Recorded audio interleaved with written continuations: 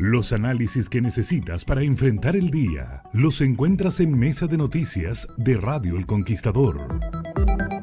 Bueno, y se concretó el cambio de mando, ya se inició oficialmente el gobierno de José Antonio Kast, un periodo que se va a extender hasta 2030 y por supuesto que él tenía que venir.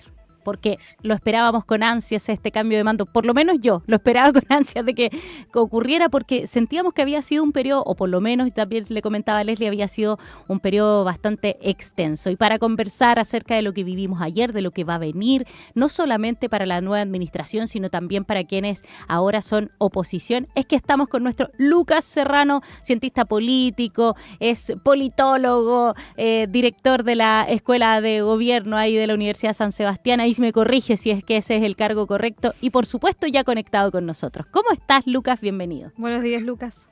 Muy buenos días, gusto de estar acá y finalmente tenemos nuevo presidente. Tenemos por nuevo fin. Presidente. Después de una larga transición, tenemos un nuevo presidente y oficialmente anoche en su discurso inauguró lo que sería un gobierno de emergencia que también convirtió en varios decretos que firmó antes de dar ese primer discurso al país, y ahora queda ver un poco cómo eso se desenvuelve acá en la región del Biobío, sin duda alguna, y creo que en todas las regiones hay algo que es una deuda pendiente, y creo que es un gran error del gobierno haber asumido sin tener listos los Ceremi, sobre todo en esa lógica de emergencia. Es re fácil poder decir, bueno, ¿y dónde está el Ceremi de seguridad? Si estamos hablando de un gobierno de emergencia, ¿por qué no hay un Ceremi de seguridad? Sobre todo después de lo que ocurrió en el sur el día de ayer. Pero sin duda alguna va a ser interesante ver si todo este auge, esta aprobación, se traduce en un gobierno que realmente va a tener un apoyo ciudadano, entendiendo que las lunas de miel están cada día más inexistentes en este país. Y ahí, Lucas, bueno, con respecto a lo que decías con la designación de cargos locales, bueno, igual en administraciones anteriores no habían asumido los Ceremis cuando ya ocurría el cambio de mando. Siempre al final los Ceremis se van retrasando, pero en este caso, a propósito del eslogan de gobierno de emergencia, ¿deberían entonces haber priorizado alguna cartera en específico, al menos para que en el caso del delegado Nativia asumiera con un Ceremi? Bueno, tampoco tenemos delegados provinciales en esta oportunidad, que también al menos sí estaban designados antes. Sí, es que, por ejemplo, acá en la región del Biobío creo que sería fundamental obras públicas o vivienda, o también seguridad, la lógica de que se va a pedir la ampliación del estado de excepción constitucional en la macrozona sur. En el norte también vamos a tener la macrozona norte, igual quizá el de seguridad, lo mismo que está pasando ahora con Puerto Varas, quizá en esa región hubiese sido necesario tener el Ceremi en seguridad, entendiendo que obviamente José Antonio no podría haber preveído lo que lamentablemente ocurrió ayer con este grave accidente, o sea, grave crimen contra un carabinero. Entonces, obviamente hubiese dado una señal distinta. Entendemos que los Ceremi, sobre todo por el rol que tienen los parlamentarios, y que todos quieren estar contentos y que todos quieren tener un balance en un gobierno que ya tuvo una decisión bien técnica y dejó a varios políticos fuera, en tanto ministerio y subsecretaría, eran las seremías quizás el último bastión para la negociación política, y hasta donde yo sé eso es una de las cosas que ha ido bloqueando esas designaciones. Pero sin duda alguna no es no digo que es una crisis terminal, ni bajo ningún caso, obviamente, porque también entendemos que los seremis no son la primera línea, y ya los subsecretarios y los ministros pueden iniciar un trabajo bien interesante, pero hubiese dado una señal distinta, porque como tú bien dices, siempre los seremis son la última cola, y después terminan teniendo un trabajo territorial muy importante, o también pasa después que por esto mismo pasan a la intrascendencia, porque pregúntense ustedes en la casa cuántos nombres de Ceremi que se ha acabado su periodo el día de ayer de la región del Biobío ustedes conocían. Poquitos. Hasta incluso nosotros. No, pero es que nosotros no somos vara, ¿no? Porque no puedo Hay algunos todo. que me los Hasta cruzo en la que se calle y no fueron. los reconozco. Sí, no, pero uno, hasta los que se Sí, fueron, no, ¿no? sí. Antes, los que cambiaron las carteras que tuvieron 3 Ceremi, 4 Ceremi, sí. No, no somos Sí. vara. No, bueno, y lo lamentable es lo que tú también dices, Lucas, que finalmente, por ejemplo, acá en el Biobío hubo mucho problema para que el gabinete estuviese completo en un periodo extenso, porque siempre habían vacancias de alguna u otra manera, que de hecho se le preguntaba bastante a las autoridades que cuándo se iba a poder desarrollar un trabajo con todas las autoridades ahí en su disposición o en sus carteras. No, y obviamente entendiendo que Santiago no es Chile, hay el interés de las regiones de trabajar rápidamente, porque no hay que olvidar que detrás de la muy buena votación que obtuvo José Antonio Cast, y que es el presidente más votado de la historia de nuestro país, hay un anhelo, detrás del discurso de gobierno de emergencia, hay un anhelo de muchas personas que quieren vivir más seguras, que quieren poder llegar mejor al final de mes, que quieren que la situación económica, social y política de este país mejore. Entonces, señales como esa obviamente son importantes. O sea, no, eso no quiere decir que uno no vea la impronta, porque yo tengo poco recuerdo de quizás un gabinete a lo menos que venía con tanto trabajo antes de asumir, el mismo ministro Poduje, Maracedini, son gente que durante este periodo parecía que fuesen ministros casi en el cargo ya, Mm. obviamente por la necesidad y las premuras, pero es muy importante también tener esa bajada territorial y en consideración que venimos de un gobierno que hablaba de un anhelo que tenemos algunas personas acá en la región, que es terminar con ese Quasimodo que es el delegado presidencial, y que no se logró, de hecho, ni se intentó, a pesar que era una promesa de campaña de Gabriel Boric. Y ahora habría que ver cuál va a ser la impronta más regional que va a tener el gobierno de José Antonio Cast. Es algo que poco rozó, de hecho, si uno se acuerda de la última vez que vinieron los candidatos, cuando vino Evelyn Matei, José Antonio Cast y Janet Jara estuvieron ahí en el sur activo. La verdad es que su manejo sobre descentralización y estado de las regiones era bajito, no tenían, y menos de la realidad del Biobío. Entonces es importante, creo yo, empezar a mostrar ese tipo de señales. Ahora, lo que sí uno puede decir en contraposición, que es bien interesante, que antes de dar el primer discurso, él ya tenía firmado un montón de decretos a propósito, en pos de las mismas retóricas que avanzó durante su campaña, y también que incluso que la ministra Steiner no alcanzó ni a asumir y ya tenía que partir corriendo y se desplegó rápidamente. Entonces, también siendo también justo, como también uno critica lo de los Ceremi, uno también que rápidamente hay un despliegue y unas ganas de trabajar en respecto a cumplir con las expectativas, porque ya no va a ser fácil para el gobierno de José Antonio Cast cumplir con las expectativas, como no lo fue también con el presidente Boric. O sea, el mismo hecho que vayan a plantear desde ya cualquier tipo de situación criminal o asalto, van a empezar a decir, bueno, no era que con José Antonio Cast iba a llegar una mano dura, iba a llegar otro tipo de acción con respecto a este tipo de situaciones, y esas expectativas, obviamente, muy bien sabrán, siempre son muy peligrosas. Mm. Y ahí, Lucas, respecto a lo que mencionabas sobre la firma de los decretos, que muy focalizado también en la zona norte, con la instalación de también ahí como un delegado también, y todo lo que tiene que ver con avances en esa zona por control migratorio, además de reconstrucción y obviamente seguridad. ¿Qué te pareció en el fondo los primeros decretos? Que ya se sabía que el primer día iba a firmar algunos decretos, pero finalmente ahora que ya conocemos el detalle de lo que fueron, ¿va en la línea más o menos de lo que se esperaba? Claro, o sea, tratar de reducir el presupuesto en un 3%, el ajuste fiscal, el despliegue de la macrozona, en el norte, la Auditoría frontera, también. Mm. sí, la auditoría. No hay nada sorpresivo. Si uno escuchaba más o menos hacia dónde venían las orientaciones, tampoco acá nos encontramos con algo que yo diga, wow, esto no se vio venir. No, va en la línea del discurso, y por eso también es bien interesante ver esos primeros despliegues de lo que sería un gobierno de emergencia, porque José Antonio Cast quizás ayer no planteó que Chile se caga a pedazos, no lo dijo en el discurso, pero sí aludió bastantes veces Mm. a la emergencia como esas prioridades sociales que él hablaba. Incluso él planteó en algún momento del discurso que aquí el enemigo no eran las personas que pensaban distinto a él, si no era el narcotráfico, si no era el crimen organizado. Incluso aludió que eran las personas que tenían 2 trabajos y no podían llegar a final de mes, ya sabían que ayudar. Entonces, yo creo que va a tratar de mantener esa retórica para también bajar los costos de su gobierno, para no politizar tanto un gobierno, que ya venía, o sea, ya estos días venía bien político con el tema de la conmutación de pena, que generó una tensión y lo asoció rápidamente a la dictadura y a Pinochet, que es algo que le va a pasar constantemente en su gobierno, pero la estrategia que lo puso en el gobierno y la estrategia que trató de repetir ayer es bajar los costos políticos, de decir, ultraderecha, derecha conservadora, como le quieran llamar, y decir que es algo más pragmático para liderar un gobierno de prioridades sociales, que aquí más allá de su ideología y sus concepciones valóricas, poco importan, lo importante es trabajar por lo que Chile necesita. Entonces, eso ahora lo va a tener que traducir en algo concreto, ¿no?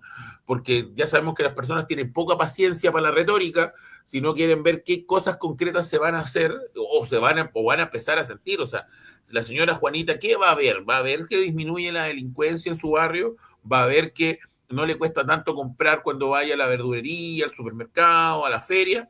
Ese tipo de situaciones van a tener, o que se demore menos en tener que pedir una hora o las listas de espera, ese tipo de situaciones que no son necesariamente tan políticas, ¿eh? Que no estamos hablando de si hay más Estado o menos Estado, obviamente esa discusión siempre va a subyacer, pero va a ser interesante ver si con estas medidas José Antonio en poco tiempo puede dar luz de que su gobierno está logrando ponerse encima de una emergencia, sobre todo porque es una emergencia que, aun cuando hay datos que pueden avalar la situación, tampoco es una crisis, esto no es un caos, aquí no están cayendo bombas como en Teherán. Entonces, es bien interesante porque también hay algo de narrativa, hay algo de dramatismo en ese concepto de emergencia, y hay que ver si eso también se traduce en la paciencia que le puede tener las personas al nuevo gobierno.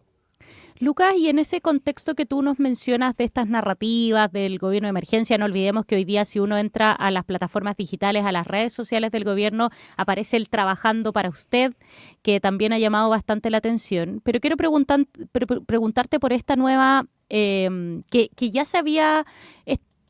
Este como concepto respecto de encontramos una situación fiscal desde la perspectiva de la economía mucho peor de lo que imaginábamos. Eso de a poco se ha ido posicionando, tanto que ya ayer tomó muchísima fuerza con este decreto de hacer esta auditoría. Ayer también se dio durante el discurso que los asistentes gritaban Boric preso, tanto que el mismo José Antonio Kast dijo, bueno, oye, tengamos respeto, tenemos que hacer primero las indagatorias, pero a lo que voy es, la mayoría de los gobiernos que asumen, de hecho el de Gabriel Boric, se les hacía incluso después bromas cuando decían esto es culpa del gobierno anterior. En el caso de Piñera, asumió posterior a... en 2018 creo que fue la segunda vez que asumió y ahí venía todo el tema, le tocó el tema de la pandemia. Estoy media confundida con los tiempos. ¿Cuándo fue que asumió la segunda vez? No, 2018. 2018. Y también venía y usó esta narrativa de, oye, esto es responsabilidad del gobierno anterior. ¿Cuánto le va a servir también a José Antonio Kast para ganar un poco de tiempo respecto de esta situación fiscal, que la gente está bastante como consciente de la situación? ¿Crees que va a ser importante, va a ir tomando más fuerza con el tiempo y se va a utilizar esto es responsabilidad del gobierno anterior? Bueno, primero esperemos que rápidamente el gobierno aprenda a usar Illustrator porque el logo parece hecho en Paint, ¿no? Pero que oye, lo hemos vivido. ¿Se acuerdan del logo de la Municipalidad de Concepción que también decían que estaba hecho en Paint en algún momento? Sí. Pero claro, es un logo de transición, entonces creo que es un poco en el espíritu de cómo estamos trabajando para usted antes de dar una nueva imagen corporativa, como esa imagen de transición. Y obviamente es bien interesante esa reflexión. Uno se acuerda del meme de la ex senadora, ex vocera de gobierno, Ena Bombader, que decía es culpa del gobierno anterior y que durante el gobierno de Piñera 1 se convirtió en casi en un mantra. Ciertamente es bien interesante, aquí hay estas cosas que analizar. Primero, Gabriel, cuando gritan eso en el discurso de ayer, José Antonio Kast pide respeto, pero no pide respeto por Gabriel Boric, pide respeto y tampoco como que lo descarta, dice vamos a hacer la auditoría, pide respeto por el acto republicano. Segundo, es cierto que el gobierno de Gabriel Boric no tuvo el mejor desarrollo fiscal.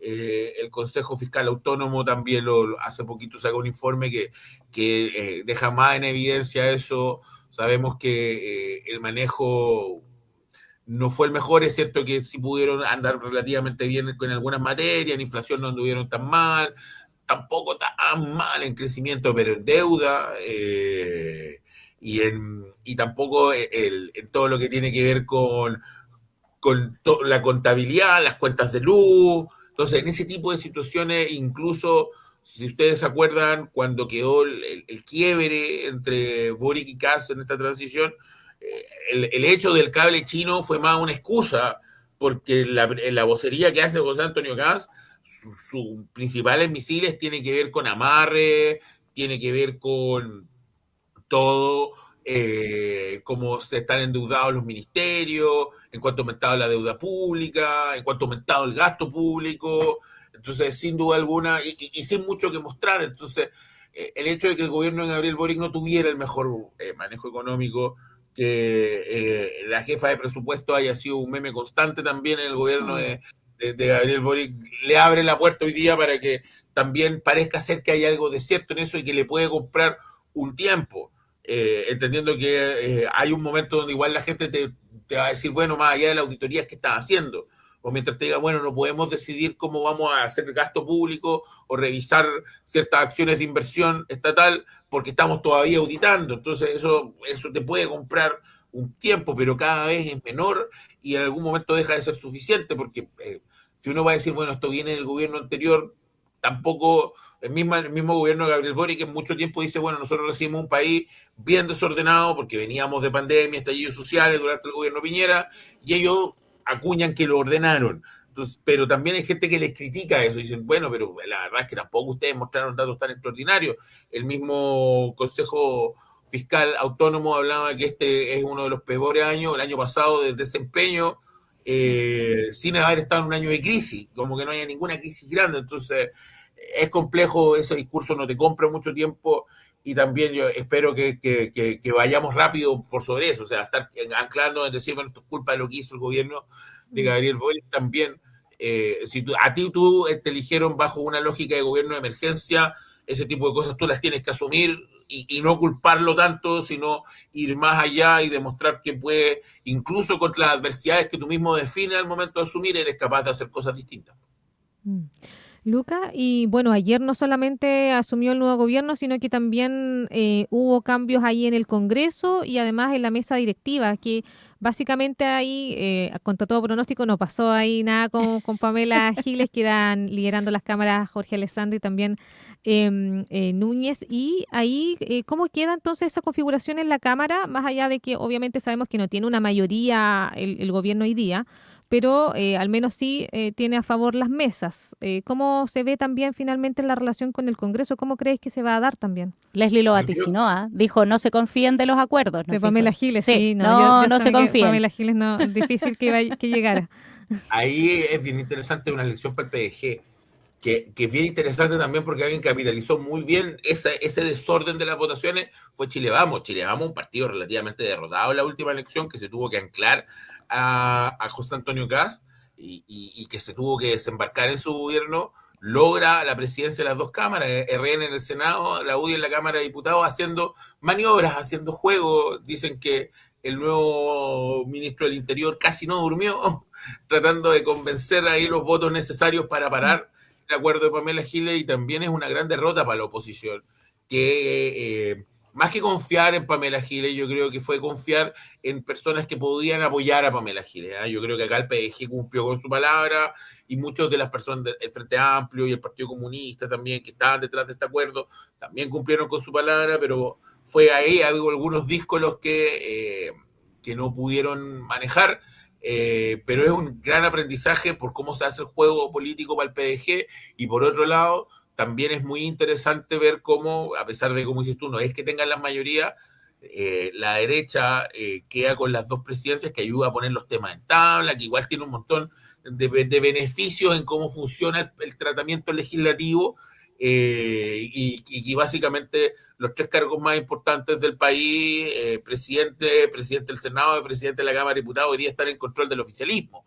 Eso cambia porque en el acuerdo, por ejemplo, que hicieron en el Senado también le va a tocar un rato al Partido Socialista, pero no deja de ser una maniobra bien interesante, y también que debiese vaticinar algo bueno para José Antonio Kast en el Congreso, aunque sabemos que incluso cuando Michelle Bachelet tuvo la supremayoría y se hablaban ahí de la retroexcavadora, no es tan fácil, ¿eh? Los votos no son tan endosables así. Lucas, sabemos que el tiempo siempre se nos va haciendo cortito, pero ayer hubo un almuerzo de camaradería ahí en lo que ahora va a ser el exgobierno. Para muchos está difícil este rearme de lo que va a ser la oposición. Ayer escuchaba conceptos como que están un tanto perdidos, esto mismo que les ocurrió con las cámaras. ¿Cuánto tiempo crees tú que es lo prudente para esperar que la oposición vaya en el fondo tomando este oxígeno y convirtiéndose en algo? Porque yo finalmente creo que las fuerzas políticas, su objetivo es poder nuevamente ser una opción de gobernabilidad, cosa que hoy día está bastante lejos de que eso ocurra. ¿Cuánto tiempo deberíamos esperar para ver algunas señales? Señales, digo yo.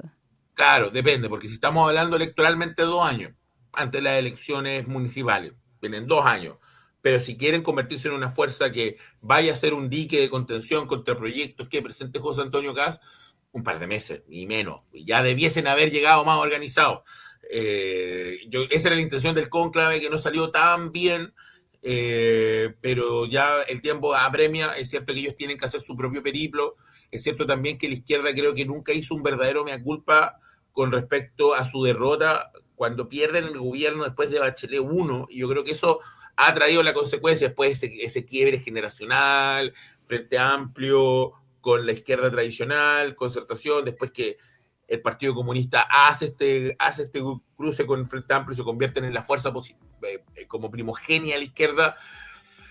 Yo creo que ellos, después de la derrota electoral que tuvieron en la última elección presidencial, que es la más grande de la historia del progresismo, debiesen revisar y plantear sus cosas bien, pero es cierto que también van a tener algo positivo. La misma accionar del gobierno los va a obligar a unirse, sobre todo cuando José Antonio Kast empieza a presentar proyectos de ley que sean demasiado polémicos, va a obligar a la izquierda a unirse un poco a la fuerza, pero van a tener poco tiempo para poder cohesionarse. La buena noticia es que, a diferencia del gobierno de Gabriel Boric, que tuvo elecciones todos los años, acá, como no hay elecciones luego, pueden electoralmente tener un tiempo para confabular. Igual lo mismo que está ocurriendo en el oficialismo, que tampoco son coaliciones, ¿eh?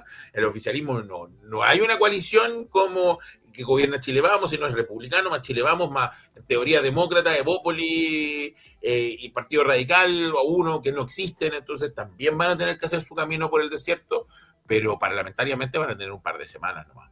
Y si es que ya no están tarde. Cortito ahí se viene también esos desafíos para quienes hoy día, a partir de hoy, ya también son oposición. Lucas Serrano siempre comentando y haciéndonos estas bajadas, estos balances respecto de estos hitos importantes que vive nuestro país. Lucas, gracias por conectarte con nosotros y esperemos encontrarnos harto este año para ir analizando la contingencia política nacional, regional. Siempre disponibles. Un abrazo a todos los que nos están escuchando también y a ustedes, y nos veremos en una próxima oportunidad. Hasta luego. Gracias, Lucas. Buen día. Oye, así que se viene intenso tanto para el oficialismo como para la oposición a partir de hoy día. No hay descanso. No, nada.